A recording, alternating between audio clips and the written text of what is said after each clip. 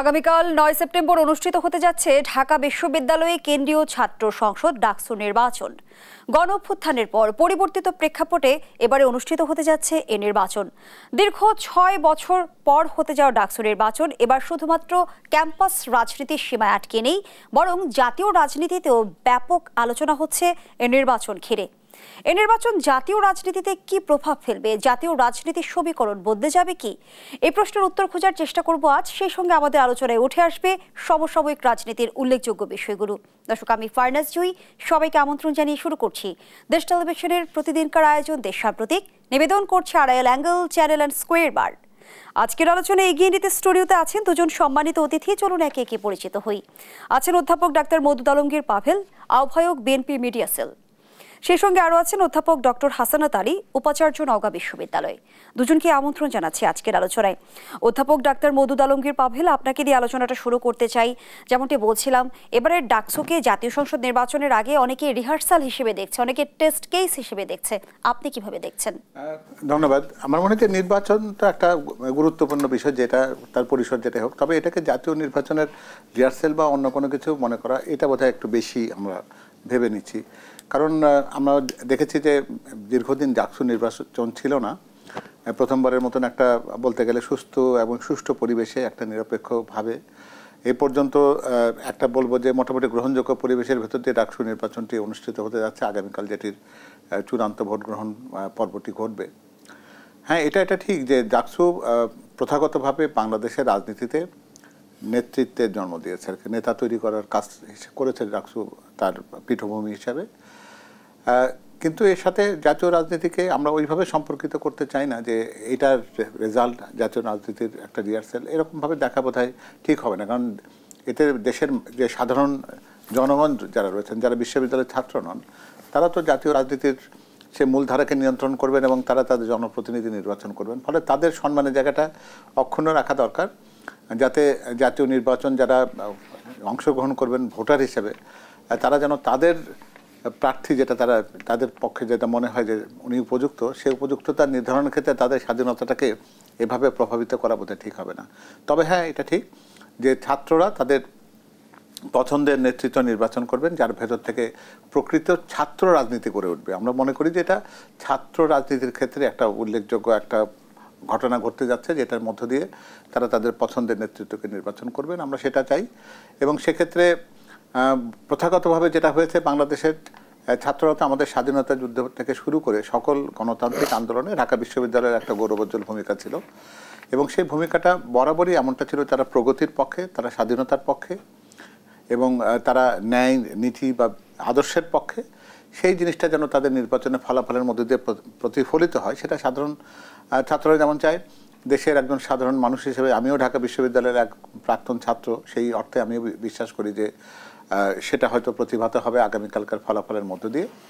এবং সেখানে প্রকৃত নেতা নির্বাচনের জন্য যে কয়টা উপকরণ একজন ছাত্র মনে করেন, তাদের ব্যক্তিগত সমস্যা, তাদের শিক্ষা বা একাডেমিক প্রতিষ্ঠানের যে সমস্যাগুলো আছে, সেগুলো সেই নির্বাচনের মধ্য দিয়ে যারা এটাকে অ্যাড্রেস করতে পারবেন, যেটার সমাধানের পথসূত্র তারা দিতে পারবেন, সেরকম নেতা যারা নির্বাচন করবেন, তারা তাদের আবাসনের সংকট দূর করবার যারা কাজ করবে, ডাইনিং হলের সমস্যা তাদের রয়েছে, তাদের পরিবহনের সমস্যা রয়েছে, মেয়েদের নিরাপত্তার সমস্যা রয়েছে, এবং সর্বোপরি বিজ্ঞান মনস্ক হওয়ার জন্য ঢাকা বিশ্ববিদ্যালয়ের যে আন্তর্জাতিক অঙ্গনে অবস্থানটা যতটা সুদৃঢ় হওয়ার কথা ছিল, দুঃখজনকভাবেও সেটা আমরা দেখতে পাইনি। ফলে এইরকম একটা বিশ্ববিদ্যালয় তৈরি হোক, যেটা আমাদের দেশের শিক্ষা মানটাকে অন্তত আন্তর্জাতিকীকরণের পর্যায়ে নিতে পারে। তো সামগ্রিকভাবে এই সব বিষয়গুলোকে যারা দেখতে পারবেন বা যারা এগুলোকে প্রাধান্য দিয়ে কাজ করতে পারবেন আগামী দিনে, তারাই নেতৃত্বে আসবেন, এটাই সবার প্রত্যাশা।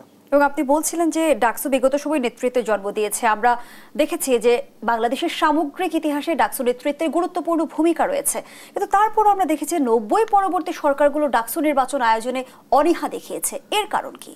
সেটা একটা কারণ, সেটা হচ্ছে যে আমরা যে কোনো ভুল ক্রমেই বলবো আমি এটা, সে প্রত্যেকটা সরকার হয়তো ভেবেছেন যে শিক্ষা অঙ্গনগুলো অন্তত তাদের সমর্থনের সমার্থক হয়ে উঠবে। এই ধারণা থেকে তারা সেই নির্বাচনের ফলাফল সম্পর্কে হয়তো কিছু সন্দিহান যখনই হয়েছেন বা মনে হয়েছে যে এটা হবে না, সেক্ষেত্রে নির্বাচনটা বিঘ্নিত হয়েছে। সেটা সকল ক্ষেত্রে যে সত্যি তা নয়, কারণ ডাকসুর নির্বাচন যতবারই মোটামুটি সুষ্ঠুভাবে হয়েছে। আমরা সবগুলো ডাকসু নির্বাচনকে কিন্তু সুষ্ঠুভাবে হয়েছে এটা বলতে পারবো না। বিশেষ করে 2019-এ সম্ভবত একটা ডাকসু নির্বাচনের আগে যেটা হয়েছিল সেটা নিয়ে ব্যাপক বিতর্ক সেটা নিয়ে ছিল। তবে 90-এর গণ আন্দোলনের প্রেক্ষাপটে যে ডাকসুটি নির্বাচিত হয়েছিল আমানুল্লাহ আমান, খায়রুল কবির খোকন তাদের নেতৃত্বে, সেটাতে আমরা দেখেছিলাম যে ওই নেতৃত্ব কিন্তু আগামী দিনের যে ছাত্র আন্দোলন, যেটা এরশাদ সরকারের পতনের ক্ষেত্রে একটা বিশেষ ভূমিকা রেখেছিল, তারা কিন্তু সেটার ক্ষেত্রে কিন্তু পথ নির্দেশনার অন্যতম কারিগর হিসেবে নিজেদেরকে প্রতিষ্ঠিত বা প্রমাণিত করতে পেরেছেন। এর আগেও আমরা স্বাধীনতা পরবর্তী যতগুলো ডাকসু হয়েছে বা স্বাধীনতার ইতিহাসের পূর্বে সেখানে যারা ডাকসুর সভাপতি এবং সাধারণ সম্পাদক ছিলেন আসম আব্দুর রব, তারও কিন্তু কীর্তিগাথা আমরা জানি যে স্বাধীনতা যুদ্ধের ক্ষেত্রে তাদের কিন্তু একটা অসামান্য অবদান তাদেরও রয়েছিল। তো সুতরাং সবকিছু মিলে ডাকসু সবসময় ভালো নেতৃত্বে জন্ম দিয়েছে। যতবারই আমরা দেখেছি ততবারই সেটার বিঘ্ন হয়নি কোনো সময়, আগামীতেও হবে না। আমরা আশা করব যে আগামীকাল যে নেতৃত্ব নির্বাচিত হবেন তারা জন আকাঙ্ক্ষা বলবো না, ঠিক ছাত্রদের প্রতিনিধিত্ব করবার জন্য যে প্রেক্ষাপট বা যে সমস্ত যে প্রাধান্য থাকে যে সমস্ত বিষয়গুলি, সেগুলোকে যারা সত্যিকার অর্থে প্রতিষ্ঠিত করতে পারবেন তারাই নির্বাচিত হবেন। সেখানে যেন এমন না হয় যে আমরা কিন্তু রাজনৈতিক আদর্শ বিবর্তিত হতে দেখতে চাই না। কারণ কখনো কখনো আমরা দেখেছি যে ছাত্ররা যারা সামনে থেকে নিজেদের পরিচয়কে সমুন্নত রেখে, নিজের পরিচয়কে পরিষ্কার রেখে, প্রচ্ছন্ন করে নয়, পরিচয়কে গুপ্ত রেখে বা গোপন করে যারা রাজনীতি করেছেন বা পরবর্তী পর্যায়ে নিজের তার ঠিক অবয়বকে পরিবর্তন করে অন্য রূপে আবির্ভূত হয়েছেন, তারা যেমন একটা গোষ্ঠী রয়েছেন, আবার একটা গোষ্ঠী রয়েছেন যারা প্রকাশ্যে সামনে এসে বলেছেন স্বৈরাচার বিরোধী একটা অবস্থান তারা তৈরি করেছেন এবং সোচ্চার কণ্ঠে প্রতিবাদী হয়ে সবাইকে নেতৃত্বের আহ্বানে তাদেরকে উদ্বুদ্ধ করেছেন। তাদের মূল্যায়নটা বোধহয় পৃথকভাবে হওয়া দরকার। কারণ ছাত্রদের ভেতরে কিন্তু এরকম বৈপরীত্য বা তাদের ভেতরে আদর্শ বিচ্যুতি যদি শিক্ষাঙ্গনে থাকে, তাহলে পরবর্তী পর্যায়ে সেটা কিন্তু আমাদের পরিপূর্ণ বা দেশের সামগ্রিক রাজনীতিতে কিন্তু একটা ভালো উদাহরণ হিসেবে বিগত সময়ের তিক্ত অভিজ্ঞতা থেকে নিশ্চয়ই প্রশ্ন আসে যে এবারে নির্বাচন দলীয় রাজনীতির ঊর্ধ্বে উঠে দলীয় প্রভাব মুক্ত হতে পারবে কিনা, সেই সঙ্গে লেজুর বৃত্তের যে রাজনীতির চর্চা আমরা বিগত সময়ে দেখেছি তার অবসান হবে কিনা। আমাদের তো মনে হয় যে সেটাই হওয়া উচিত। কারণ যে কোনো রাজনৈতিক দলই যেন কখনো তার ছাত্র সংগঠনকে এইভাবে প্রভাবিত করবার চেষ্টা না করে যে তারা তাদের লেজুর বৃত্তি করবে, এটার ফলাফল কখনো আমরা ভালো দেখিনি। আমরা বিগত দিনে ছাত্রলীগের যে ভূমিকাটি দেখেছিলাম সেটা দেশের মানুষও যেমন পছন্দ করেনি, সেটার পরিণতি খুব বেশি সুখকর হয়নি। তো ফলে সেই অভিজ্ঞতা নিশ্চয়ই রাজনৈতিক দলগুলোর সাথে রয়েছে। ফলে সেটাকে যদি তারা সমুন্নত রাখতে পারেন তবে নিশ্চয়ই তারা বুঝবেন যে লেজুর বৃত্তি কোনো রাজনীতির ক্ষেত্রে কোনো একটা ভালো জিনিস কখনো বয়ে আনে না। ফলে ডাকসুতে তারা নির্বাচিত হবেন ছাত্রদের ভোটে, সেখানে তারা তো নিশ্চয়ই কোনো একটা দলের লেজুবৃত্তি করবার জন্য নয়। কারণ তাদের তো প্রতিনিধিত্ব করবার দায়িত্ব রয়েছে সেই ছাত্রদের, ম্যান্ডেট তো তারা ছাত্রদের কাছ থেকে নেবে, দলের কাছ থেকে তো নয়। ফলে দলের কোনো একটা দলের আদর্শকে তারা মানতে পারেন সেটা আলাদা কথা, কিন্তু লেজুরবৃত্তি করা বা আনুগত্য প্রকাশ সেটি কখনো। কিন্তু ছাত্র রাজনীতি নিয়ে শিক্ষার্থীদের মাঝে যে ট্রমা তৈরি হয়েছে, যেমনটি উপাচার্য বলছিলেন, সেই ট্রমা থেকে আসলে শিক্ষার্থীদের বের কে করে নিয়ে আসবে, দায় আর দায়িত্ব কার? এই দায়িত্ব নিশ্চয়ই সেই ছাত্র সংগঠনদেরও যেমন রয়েছে, রাজনৈতিকভাবে যারা পৃষ্ঠপোষকতা করেন তাদেরও কিন্তু একটা দিক নির্দেশনা দেওয়ার প্রয়োজন আছে। গতকালকে আমরা কিন্তু একটা অসাধারণ একটা দৃশ্য দেখেছি যে আমরা তো সাধারণত জানি যে নির্বাচিত হওয়ার পরে কোনো একটা নির্বাচিত নেতৃত্ব শপথ গ্রহণ করেন, সেক্ষেত্রে ডাকসুর ক্ষেত্রে একটা বিশেষ প্যানেলকে আমরা জানি যে ছাত্র দলের একটা প্যানেল গতকালকে কিন্তু তাদের অঙ্গীকারকে শপথবদ্ধ করেছেন যে তারা নির্বাচিত হলে যে কাজগুলো করতে চান সেটি তারা সকল ছাত্রের সামনে এসে শপথের মাধ্যমে জাতীয় সঙ্গীতকে সামনে রেখে তারা এই উচ্চারণে তারা জানিয়েছেন যে শপথ থেকে তারা বিচ্যুত হবেন না। তো ফলে বিগত দিনে যে জিনিসগুলো আমরা দেখেছিলাম যে যেটা গণরুম বা গেস্ট রুম কালচার এবং র্যাগিং থেকে শুরু করে নিরাপত্তাহীনতা এবং একটা দলীয় লেজুরবৃত্তি না করলে হলে না থাকার একটা প্রবণতা বা হল থেকে বহিষ্কার করে দেওয়ার যে একটা অপসংস্কৃতি আমরা দেখেছি এগুলো। ফলে যেহেতু আমরা একটা ভালো পরিবর্তন দেখলাম, একটা অঙ্গীকারের শপথ আমরা গতকালকে ছাত্র দলের পক্ষ থেকে দেখেছি, ফলে তারা যদি নির্বাচিত হন আমার মনে হয় যে সেটা ছাত্ররা সেটাকে সেই শপথকে নিশ্চয়ই গুরুত্ব দেবেন এবং সেক্ষেত্রে এটার প্রভাব নিশ্চয়ই তাদের ভোটের ক্ষেত্রেও পড়বে। ধন্যবাদ জানাচ্ছি আপনাকে অধ্যাপক ডক্টর হাসানাত আলী। ছাত্র সংসদ নির্বাচনের মধ্য দিয়ে দেশে আমরা একটি দেখছি যে নির্বাচনী আমেজ তৈরি হয়েছে, জাতীয় রাজনীতির সমীকরণে কি প্রভাব ফেলবে ডাকসু? ধন্যবাদ জানাচ্ছি আমাদের অত্যন্ত প্রাজ্ঞ আলোচক, আমার শ্রদ্ধেয় মুরব্বী। দেখেন, জাতীয় রাজনীতিতে আমি ঠিক পাবেল ভাইয়ের মতো করেই মনে করি যে এই ডাকসু নির্বাচন জাতীয় রাজনীতির সমীকরণের মোড় ঘুরিয়ে দেবে, এমনটি আমি মনে করি না। তবে একটা জিনিস যে বাংলাদেশের মানুষ বর্তমানে অত্যন্ত রাজনীতি সচেতন, কারণ তারা দীর্ঘদিন ভোটাধিকার প্রয়োগ করতে পারেনি। 14-র পর থেকে যদি আপনি চিন্তা করেন, মানুষ কিন্তু ভোট দেওয়ার জন্য মুখিয়ে আছে। অতএব এই যে ডাকসুর নির্বাচন নিয়ে যে ভার্চুয়াল যে প্রচারণা, অপপ্রচার, মিথ্যাচার সবকিছুই কিন্তু এর মধ্যে আছে। এটি কিন্তু এখন প্রায় অধিকাংশ শহুরে মানুষের কাছে কিন্তু এই যন্ত্রটি আছে, মোবাইল ফোন। এই মোবাইল ফোনের মাধ্যমে শুধু ডাকসুর মধ্যে এই প্রচারণা সীমাবদ্ধ এমনটি কিন্তু বলা যাবে না। এই প্রচারণা কিন্তু ডাকসুকে ছাপিয়ে একদম মফস্বল শহরে পর্যন্ত চলে গেছে, মানুষের দৃষ্টি আছে। এবারের ডাকসু নির্বাচন সবচেয়ে তাৎপর্যপূর্ণ যেটি হলো, আমি দেখছিলাম আর কি, যে স্বাধীনতার পরে 7টি বা 8টি ডাকসু নির্বাচন হয়েছে, প্রথমবারের মতো ডাকসু নির্বাচন হচ্ছে একটি দল নিরপেক্ষ সরকারের অধীনে, যাদের কোনো রাজনৈতিক উচ্চাভিলাষ থাকার কথা নয় সঙ্গত কারণে। অতএব তারা নির্ভয়ে ভোটাররা ভোটাধিকার প্রয়োগ করতে পারবে, প্রভাব বিস্তার করতে পারবে না। এটি যেমন সত্য, ঠিক একইভাবে এটি আমাদের মাথায় রাখতে হবে যে এই ডাকসুর নির্বাচিত নেতৃবৃন্দ, ভাষা আন্দোলন বলেন, 69-এর গণ অভ্যুত্থান বলেন, স্বাধীনতা সংগ্রাম বলেন, এবং 90-এর স্বৈরাচার বিরোধী আন্দোলন বলেন, সর্বশেষ যদি নূরের কথাও যদি আমরা বলি, তাহলে কিন্তু তারা জাতীয় রাজনীতির প্রত্যেকটি গুরুত্বপূর্ণ বাঁকে বাঁকে একটা ঐতিহাসিক অবদান রেখেছেন। আমাদের আসম-রবের কথা বললেন, মাহমুদ রহমান মান্না, তারপরে সুলতান মোহাম্মদ মনসুর, তারপরে ডাক্তার মোস্তাক একজন চিকিৎসক ছিলেন, উনি জিএস ছিলেন। তারপর আমাদের যদি নর্থ বেঙ্গলের কথা বলি, আমার শিক্ষা প্রতিষ্ঠান মতিহারের সেই রাষ্ট্ররাক্ষুর কথা যদি আপনি বলেন, বাবুর কথা বলেন, মুন্নার কথা বলেন, বাদশার কথা বলেন, জাতীয় রাজনীতি কিন্তু তোফায়েল আহমেদের কথা বলেন, তারপরে আমাদের রাশেদ খান মেনন, সবাই কিন্তু এক একটি আলোচিত মুখ। কিন্তু দুঃখজনক হলেও সত্য, আমরা গণতন্ত্রের কথা বলি, গণতন্ত্রের জন্য লড়াই করি, কিন্তু কোনো রাজনৈতিক দল, একমাত্র সর্বশেষ বোধহয় আর দেখলাম যে এই যে 19-এর যে নির্বাচনটা হলো, ব্যাপক কারচুপি, তারপরে প্রভাব বিস্তার করা, ভয়ভীতি দেখানো, কিন্তু নির্বাচনচিত সরকাররা কিন্তু ওই পথে হাঁটেনি। এই ডাকসু রাকসু চাকসু নির্বাচনের পথে তারা হাঁটেনি। কেন হাঁটেনি আমি জানি না।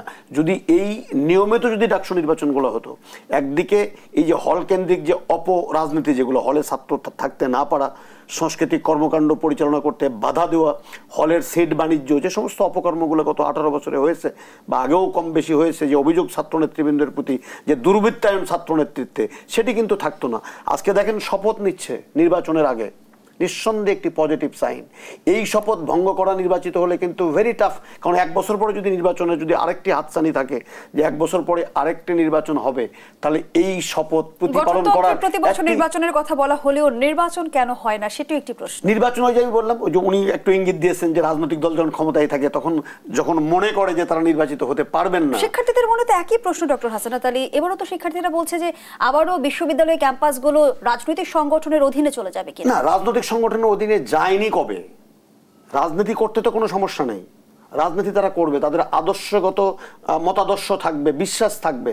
প্রশ্নটি হলো ছাত্র রাজনীতি সেই রাজনৈতিক আদর্শের অভিভাবকত্ব কারোর কাছে লিজ না দিয়ে যদি ছাত্র বন্ধুদের বা যাদের ভোটে নির্বাচিত হচ্ছে তাদের যে চাওয়া পাওয়ার কথাগুলো, আবাসন একটি বড় ধরনের সমস্যা, লাইব্রেরিতে সমস্যা, নারী শিক্ষার্থীদের নিরাপত্তার সমস্যা, তারপর আমরা এই যে কমন নম কালচারের নামে যে ছাত্র নির্যাতনের যে সমস্যা, র্যাগিংয়ের যে সমস্যা, গণরমের সমস্যা, এই সমস্যাগুলো নিয়ে কাজ যখন ছাত্র নেতৃবৃন্দরা করবে এবং তার মধ্য দিয়ে যখন উঠে আসবে, তখন শুধু ওখানেই নেতৃত্ব দেবে না, জাতীয় রাজনীতিতেও কিন্তু গুরুত্বপূর্ণ অবদান রাখবে। যেটা উনি বললেন যে আমানুল্লাহ আমানের মতো নেতৃত্ব কিন্তু জাতীয় রাজনীতির মধ্য দিয়ে উঠে, এই ডাকসু নির্বাচনের মধ্য দিয়ে উঠে আসছে। অতএব নির্বাচন নিয়মিত করা দরকার। এটা যে সরকারই থাকুক না কেন, আমাদের রাজনীতির অঙ্গনে এই ভালো মানের নেতা তৈরি হওয়ার একমাত্র সতিকাগার কিন্তু এই ছাত্র সংসদগুলো। তো সেই জায়গায় যখন সুষ্ঠু গণতান্ত্রিক চর্চা না থাকে, উনি যেটা বললেন ছাত্রদলের কথা বললেন, ছাত্রদল কি গত 18 বছরে সুস্থভাবে রাজনীতি করতে পারছে বাংলাদেশে কোনো ক্যাম্পাসে? পারেনি তো। ওই গুপ্ত সংগঠন যেগুলো হচ্ছে, আমি ঠিক ওইভাবে না বলে অনেকেই কিন্তু রাজনীতি করার কিছু সুযোগ কলা কৌশল তারা রেখেছে। যেহেতু ছাত্রদল বা তাদের মুরব্বী সংগঠন বিএনপি কি দেশের অন্যতম বৃহৎ দল, এবং সরকার কিন্তু তাদের প্রতি যত প্রকারের নির্যাতন করা যায়, অন্তত আমার ক্যাম্পাসে আমি দেখেছি রাজশাহী বিশ্ববিদ্যালয়। তো সেই জায়গায় থেকে পরিত্রাণ পাওয়ার জন্য, যেহেতু তাদের একটা বিটার এক্সপেরিয়েন্স আছে যে কিভাবে অপরাজনীতি করা যায়। এবার ছাত্র সংসদ নির্বাচনের মধ্য দিয়ে ছাত্র রাজনীতির পুনর্জাগরণ হবে কি, সে প্রশ্ন রেখে বিরতিতে যাচ্ছে। দর্শকদের সাম্প্রতিক রিপোর্টে একটা বিরতি নিচ্ছে, সাথেই থাকুন।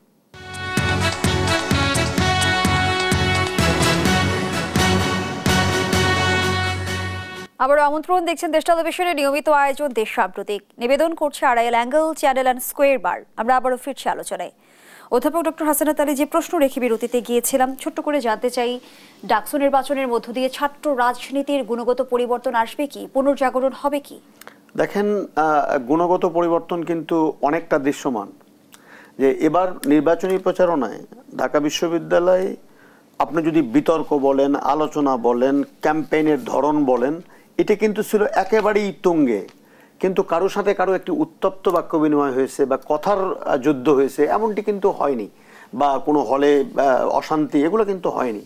কারণ যখন আপনি এটি নিশ্চিত হয়েছেন যে ছাত্রদের ভোটের প্রয়োগের মধ্য দিয়ে আপনাকে নির্বাচিত হতে হবে এবং তাদের সমর্থন নিয়েই আপনাকে ডাকসুর সেই চেয়ারে বসতে হবে, অতএব আপনার আচরণটাও কিন্তু প্রত্যেকটি ছাত্র কিন্তু অবজার্ভ করছে এবং প্রত্যেকটি ছাত্র কিন্তু দেখছে।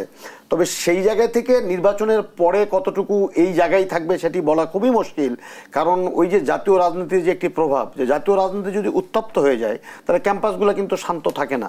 তবে আমি প্রত্যাশা করব যে জাতীয় রাজনীতির উত্তাপটা ক্যাম্পাস থেকে দূরে থাকবে এবং ক্যাম্পাস ভিত্তিক যে রাজনীতি, ছাত্রদের স্বার্থ সংশ্লিষ্ট যে ইস্যুগুলো, সেই ইস্যুগুলো নিয়ে যারা নির্বাচিত হবে, যারা নির্বাচিত হতে পারবে না, তারা যেন সবাই মিলে আবারও সেই ডাকসুর পতাকা তলে ঐক্যবদ্ধ হয়ে তাদের ছাত্র সংশ্লিষ্ট বিষয়ে তারা অবদান রাখে এবং কাজ করে। সেটি বোধহয় সবচেয়ে গুরুত্বপূর্ণ একটি ছাত্র সংগঠনের কর্মকাণ্ডগত যে পরিবর্তন, সেই পরিবর্তনটা হবে এবং সেটি জাতি প্রত্যাশা করে। ধন্যবাদ জানাচ্ছি অধ্যাপক ডাক্তার মওদুদ আলমগীর পাভেল। সাম্প্রতিক সময় আমরা যেমনটি জানতে পেরেছি, স্পেশাল কনস্টিটিউশনাল অর্ডারের মাধ্যমে জুলাই সনদ বাস্তবায়নের পরামর্শ দিতে যাচ্ছে জাতীয় ঐকমত্য কমিশন। এর আগে জাতীয় ঐকমত্য কমিশনকে চিঠিতে বিএনপি যেমনটি জানিয়েছে যে নতুন সাংবিধানিক ব্যবস্থার প্রবর্তন বিপ্লব নয়, কু হিসেবে গণ্য হবে। তাহলে জুলাই সনদের আসলে ভবিষ্যৎ কি? জুলাই সনদ একটা, আমার কাছে যেটা মনে হয় আর কি, আমরা তো গত কয়েক মাস যাবত দেখেছি যে ঐকমত্য কমিশন বারবার এটা নিয়ে আলোচনা করেছেন এবং একটা চমৎকার একটা পরিবেশ ছিল, এটা অস্বীকার করা যাবে না। ডিবেট হয়েছে, বিতর্ক হয়েছে, সংবিধানের প্রত্যেকটি ধারা উপধারা নিয়ে পক্ষে বিপক্ষের মাঝামাঝি অবস্থানের কথাবার্তা হয়েছে। ফলে আমার কাছে যেটা মনে হয় যে প্রত্যেকের ভেতরে একটা ওই নৈতিক একটা দায় রয়েছে যে জুলাই সনদের যে অংশটুকু তারা যেটা মনে করেন যে এটা সত্যি সত্যি জনকল্যাণের জন্য এটা ঠিক গ্রহণযোগ্য, এই পরিবর্তনটা করা উচিত, সেই জায়গাগুলোতে আমার মনে হয় যে রাজনৈতিক বিশ্বাসঘাতকতা কেউই করবেন।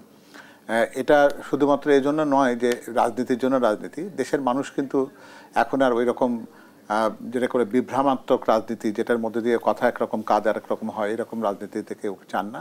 তারা স্বৈরাচারের আবির্ভাব হোক, পুনর্জন্ম হোক, এটাও যেমন চান না। দেশে আইনের শাসন প্রতিষ্ঠিত হোক, সেটা মানুষের চাওয়া। এখানে দুর্নীতি মুক্ত একটা বাংলাদেশ প্রতিষ্ঠিত হোক, প্রত্যেকে তার যোগ্যতার মূল্যায়ন পাক, বাক স্বাধীনতা থাকুক, নারীদের নিরাপত্তা থাকুক, কর্মসংস্থানের সুযোগ থাকুক তারুণ্যের জন্য, গৃহ সংস্থান যারা হয়নি তাদের জন্য গৃহ সংস্থান হোক, কৃষির উন্নয়ন হোক,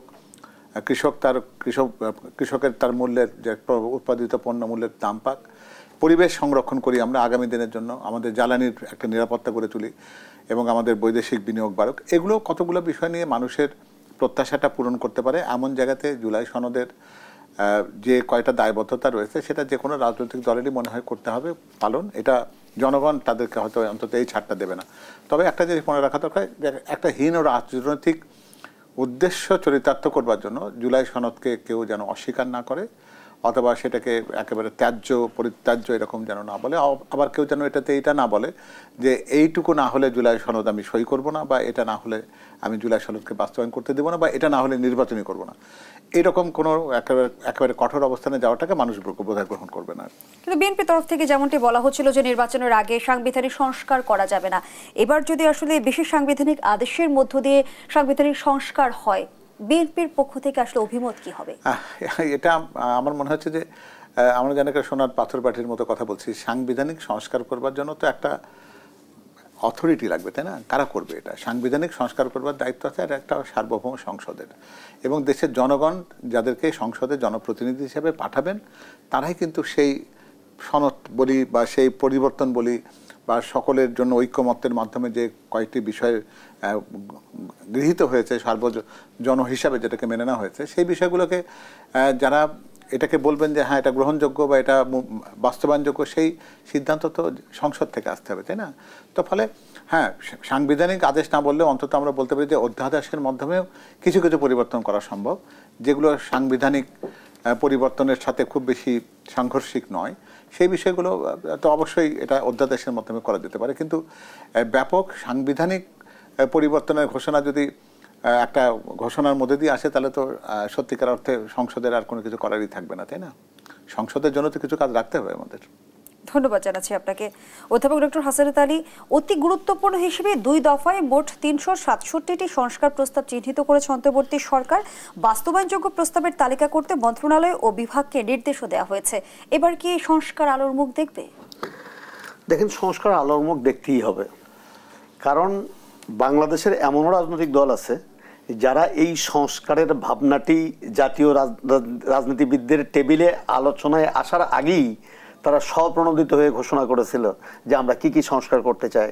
তার মধ্যে ছিল ধরেন যে এই যে প্রধানমন্ত্রী রাষ্ট্রপতির ক্ষমতার ভারসাম্যহীনতা যেটা ছিল সেটা ভারসাম্য ফিরিয়ে আনা, তারপরে অন্তর্বর্তীকালীন সরকার বা তত্ত্বাবধায়ক সরকার বা নির্বাচনকালীন সরকার যে নামেই ডাকি না কেন সেই সরকার ব্যবস্থা পুনঃপ্রবর্তন করা, যেহেতু ইতিহাস বলে যে দলীয় সরকারের অধীনে জাতীয় নির্বাচন সুষ্ঠু হওয়ার কোনো নজির বাংলাদেশে নেই, তো সেগুলো করা। তারপরে আপনি ধরেন এই যে 70 অনুচ্ছেদের যে রহিত করা সেগুলো বলেন, তারপরে জন আকাঙ্ক্ষার যে দাবি যেগুলো ছিল এগুলো তো সংস্কার আপনাকে করতেই হবে। আপনি যদি 24 জুলাইয়ের কথা বলেন তাহলে মানুষের যে রাজনৈতিক চিন্তা চেতনার যে পরিবর্তনটা হয়েছে, পজিটিভ রাজনীতি করার যে একটা চিন্তা চেতনা, সেটা মানুষ তো মুখিয়ে আছে। শুধু মানুষ ভোট দিতে চায় না, বরং ভোটের মধ্য দিয়ে একটি নতুন সরকার এবং পরিবর্তিত বাংলাদেশ তারা দেখতে চায়। যে পরিবর্তিত বাংলাদেশ হবে জনমানুষের প্রতি একটা দায়বদ্ধতা, বা জনমানুষ যে সুশাসন চায় বা আইন শৃঙ্খলা বাহিনীর যে নিরপেক্ষ আচরণ চায়, প্রশাসনকে দল দাসের থেকে মুক্ত চায়, তো এগুলো যদি আপনি করতে চান তো সংস্কার তো আপনাকে করতেই হবে। কারণ এই সংস্কার করার জন্য সাংবিধানিক যে সমস্ত ধারা উপধারা বা যেগুলো পরিবর্তন দরকার সেই পরিবর্তনগুলো সংসদ করবে, ঠিক আছে, কিন্তু অধ্যাদেশ দিয়েও যদি সেগুলো করা যায়, যেহেতু অতীতে এ ধরনের নজির আছে, অতএব সেগুলো অধ্যাদেশ করাই যেতে পারে, কোনো অসুবিধা নেই। আর জুলাই সনদ একটা হতে হবে, না হলে এই যে আন্দোলন, এই যে আত্মত্যাগ, এই যে গুম, এই যে আয়নাঘর, তার একটা দালিলিক কাগজ থাকবে না, একটা দলিল, যে দলিলটা মানুষ অন্তত বলবে যে এই যে 18 বছরে যে গণতন্ত্রহীন বাংলাদেশ, সেই গণতন্ত্রহীন বাংলাদেশ থেকে উত্তরণের জন্য যে এত রক্ত, এত ত্যাগ, এত আত্মত্যাগ, তারপরে মানুষ কি চায়। পার্থক্য নিয়ে যদি জুলাই সনদ হয় সেটি আদতে কাগজ হিসেবেই কি থাকবে? না, আমার এমনটি মনে হয় না, কারণ এই হলে অন্তত একটা জিনিস তো 5 বছর পরে আপনাকে মানুষের কাছে আবারও ফিরে যেতে হবে। আপনি যদি কাগজ হিসেবে শুধুমাত্র এটাকে কনসিডার করেন তাহলে 5 বছর পরে যখন আপনি জনমানুষের কাছে যাবেন আপনি প্রত্যাখ্যাত হতে বোধহয় বেশি সময় নেবে না জনগণ কিন্তু এই হিসাবটা কিন্তু রাখবে। অতএব কাগজ বলেন আর যেটা বলেন, কাগজই তো হতে হবে। এই কাগজে যদি একটা সমস্ত রাজনৈতিক দল যদি তাদের স্বাক্ষর দেয়, এটা যদি এন্ডোর্স করে, অ্যাকনোলেজ করে, তাহলে পরবর্তীতে এটি অস্বীকার করে বাংলাদেশে রাজনীতি করা যে কোনো রাজনৈতিক দলের জন্য একটি দুরূহ ব্যাপার হয়ে দাঁড়াবে, একদম দুরূহ ব্যাপার। তো সেই ক্ষেত্রে আর একটা জিনিস আপনি মাথায় রাখবেন, আমি আপনাকে বহুবার বলার চেষ্টা করেছি যে জামাতে ইসলাম চায় তারা ইসলামিক শাসন কায়েম করতে, বিএনপি কি সেটা চায়? বাম দলগুলো কি সেটা চায়? তাহলে যেহেতু রাজনৈতিক মতাদর্শ আছে, অতএব তাদের লক্ষ্য অর্জন করার জন্য আদর্শগত বা পদ্ধতিগত পার্থক্য থাকবে, এটাও ঠিক স্বাভাবিক। অতএব সেটাকে মিনিমাইজ করে, এবং সেই মিনিমাইজ কিন্তু হয়েছে মোটা দাগে 8 কি 9টা জায়গাতে বোধহয় নোট অফ ডিসেন্ট এগুলো আছে, আর অধিকাংশ জায়গাতেই কিন্তু একটা ঐক্যমত্য হয়েছে। তো যেগুলো জায়গাতে ঐক্যমত্য হয়েছে, ঐক্যমত্য কমিশন যদি সেই বিষয়গুলো যদি বাস্তবায়নের জন্য যদি রাজনৈতিক দলগুলোকে একটি সনদে স্বাক্ষর করার কথা বলে, তাহলে সেখানে তো দ্বিমত থাকার কথা নয়। আর যেগুলো নোট অফ ডিসেন্ট আছে ছেড়ে দেন না নির্বাচনের উপরে, নির্বাচনী সরকারগুলো ম্যানিফেস্টোতে দিয়ে দিই। অধ্যাপক ডক্টর মওদুদ আলমগীর পাভেল, যেমনটি আসলে বিভিন্ন গোয়েন্দা সংস্থা স্থানীয় স্থানীয় সূত্র আওয়ামী লীগ নেতাকর্মীদের মধ্য দিয়ে জানা যাচ্ছে যে মিশন বাস্তবায়নে সেপ্টেম্বর থেকে নভেম্বর পর্যন্ত ভয়ঙ্কর নাশকতার ছক তৈরি করেছে আওয়ামী লীগ।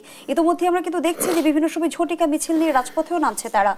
আওয়ামী লীগের বিষয়ে রাজনৈতিক দলগুলো আসলে কি ভাবছে সে প্রশ্নটি রেখে আবারও বিরতিতে যাচ্ছি। দর্শক, দেশসাম্প্রতিকের এই পর্যায়ে আবারও বিরতি নিচ্ছি, সাথেই থাকুন।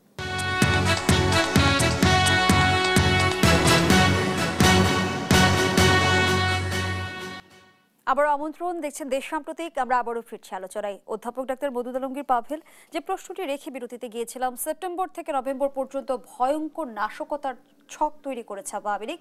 উদ্দেশ্য নাশকতা তৈরি করে দেশকে অস্থিতিশীল করা। ইতিমধ্যে তার বেশ কিছু নজিরও কিন্তু আমরা দেখতে পাচ্ছি, ঝটিকা মিছিল দেখতে পাচ্ছি আমরা।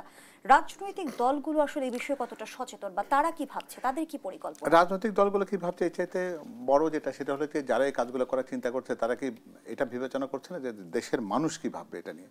কারণ আমরা কিন্তু গত জুলাই অভ্যুত্থানকে একটা দিনের ঘটনা হিসেবে যদি দেখি তাহলে ভুল করবো। আমরা কিন্তু গত 17টি বছর ধরে যে রাজনৈতিক নৈরাজ্য দেখেছি, দেশে যে গুম খুন দেখেছি, একটা পরিপূর্ণভাবে একটা দেশের রাষ্ট্রের যতগুলো কাঠামো সম্ভব সেগুলোকে ভেঙে দিয়ে মানুষের সমস্ত অধিকারকে কেড়ে নিয়ে হত্যার একটা অভয়ারণ্যে পরিণত করা হয়েছিল বাংলাদেশকে। এবং এখানে মানুষের জীবনযাপনের পদ্ধতি, মানুষ তৃতীয় শ্রেণীর নাগরিকের মতো দেশে বাস করতেন।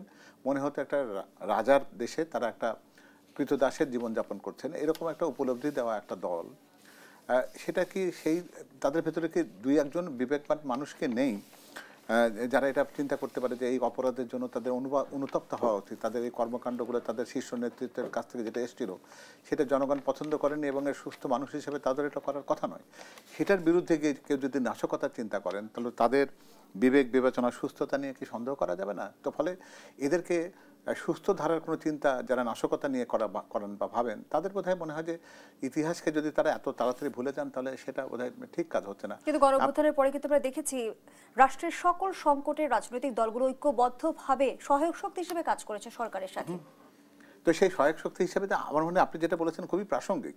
এই মুহূর্তে দেশের সমস্ত রাজনৈতিক দল এবং জনগণ যদি ঐক্যবদ্ধভাবে যদি বলে যে না, আমরা যে ফ্যাসিবাদ এবং স্বৈরতন্ত্রের বিরুদ্ধে এত দীর্ঘমেয়াদী একটা সংগ্রামের পর বিজয় অর্জন করেছি, সেটা নস্যাৎ হয়ে যাবে গুটি কয়েক এই সমস্ত যারা নাশকতা করতে চায় এই ধরনের বিবেকহীন মানুষের জন্য, এটা বোধহয় ভাবা ঠিক হবে না। কারণ এরপরে যেটা হবে কি যে তাদের যে রাজনৈতিক পুনরাবির্ভাব হওয়ার যে একটা সামান্য সম্ভাবনা ছিল সেটি বোধহয় নস্যাৎ হয়ে যাবে। ফলে এত বেশি উচ্চাভিলাষী না হয়ে তাদের বোধহয় এখন সত্যকে স্বীকার করা উচিত, জনগণের কাতারে চলে আসা উচিত। তাদের ওই একটা যে সমস্ত তাদের শীর্ষ নেতৃত্বের সুবিধাভোগী কিছু মানুষ যারা তাদেরকে এখানে অসহায় এই দেশে নিরাপত্তাহীনভাবে রেখে চলে গেছে অন্য জায়গায়, তাদের নির্দেশনা যদি এই লোকগুলো যদি এখনো পর্যন্ত পুতুল নাচের খেলা দেখে এদেশে যদি সে নৃশংসতা বা হত্যার যজ্ঞপুরী হিসেবে দেশে যদি আবার সেই নৈরাজ্য আনতে চান, তাহলে শুধু শুধু এটা বলতে পারি যে তাদের পরিণতি সম্পর্কে হয়তো শুধুমাত্র তাদের সেই বিবেকহীনতাকেই শুধুমাত্র দোষারোপ করা যাবে, অন্য কোনো রকমভাবে এখানে জনগণকে বোধহয় দোষারোপ করতে পারবো না আমরা। ধন্যবাদ জানাচ্ছি আপনাকে। অধ্যাপক ডক্টর হাসানাত আলী, জাতীয় পার্টির কো চেয়ারম্যান মোস্তাফিজুর রহমান মোস্তফা জানিয়েছেন জাতীয় পার্টিতে যোগদানকারী আওয়ামী লীগের ক্লিন ইমেজ ও নির্বাচনে জয়লাভ করতে পারবেন এমন নেতাদের মনোনয়ন দেওয়া হবে। তবে কি জাতীয় পার্টির হাত ধরে ফিরবে আওয়ামী লীগ? দেখেন, জাতীয় পার্টির হাত ধরে ফিরবে কিনা সেটি জানি না, তবে এই জাতীয় পার্টি তো আওয়ামী লীগের ক্ষমতার মেয়াদকে দীর্ঘায়িত করার অনুঘটক হিসেবে কাজ করেছে। 14তে করেছে, 18তে করেছে, 24-এ করেছে। যদি রিভার্স হয় তে অবাক হওয়ার তো কিছু নাই। তবে একটা জিনিস বোধহয় জাতি একটা বিষয়ে খুব সচেতন, যে ক্লিন ইমেজের যে কোনো দল, সেটা বিএনপি হোক, জামাত হোক বা জাতীয় পার্টি হোক, ক্লিন ইমেজের যে কোনো ব্যক্তি নির্বাচিত হয়ে আসুক, সুস্থ ধারা রাজনীতি দেশে ফিরে আসুক এবং সকল প্রকার রাজনীতির লেবাস পরে দুর্বৃত্তায়নের যে একটি অবয়ব তৈরি করা হয়েছিল গত 18টি বছর, সেখান থেকে মানুষ মুক্তি পাক, জাতি মুক্তি পাক, দেশের প্রতিষ্ঠানগুলো মুক্তি পাক, আর্থিক সেক্টর মুক্তি পাক, এমন আকাঙ্ক্ষা কিন্তু জনমানুষের কাছে আছে। অতএব রাজনৈতিক দলগুলো যদি তাদের প্রার্থী মনোনয়নের ক্ষেত্রে যদি এই ক্লিন ইমেজ শব্দটা, ক্লিন ইমেজ বললে রাজনৈতিক ক্লিন ইমেজ বলেন, অর্থনৈতিকভাবে বলেন, এগুলো যদি বিবেচনা না করে এবং তরুণ এবং শিক্ষিত সমাজ যারা নতুন চিন্তা চেতনায় বিশ্বাসী, এগুলো যদি বিবেচনা না করে, তো রাজনৈতিক মাঠে লড়াই করে জিতে আসা কিন্তু খুব কঠিন হবে। তবে সেসব ক্ষেত্রে আমরা মনে করি যে জাতীয় পার্টি যে কথাটি বলছে এই ব্যাপারে রাজনৈতিক দলগুলো সচেতন হবে। আর আরেকটা জিনিস আপনি যেটা বলছিলেন যে এই যে নাশকতা, দেখেন, নাশকতা মোকাবেলা করার দায়িত্ব মূলত রাষ্ট্রের বাহিনীর। গোয়েন্দা সংস্থা যদি রিপোর্ট দিয়ে থাকে, তাহলে গোয়েন্দা সংস্থারই কাজ দেশের আইন শৃঙ্খলা বাহিনীকে সজাগ করা, সক্ষম করা এবং তাদেরকে সেগুলো মোকাবেলা করার জন্য কঠোর হাতে আইনানুগভাবে মোকাবেলা করার জন্য যা যা প্রস্তুতি নেওয়া সেটা দরকার।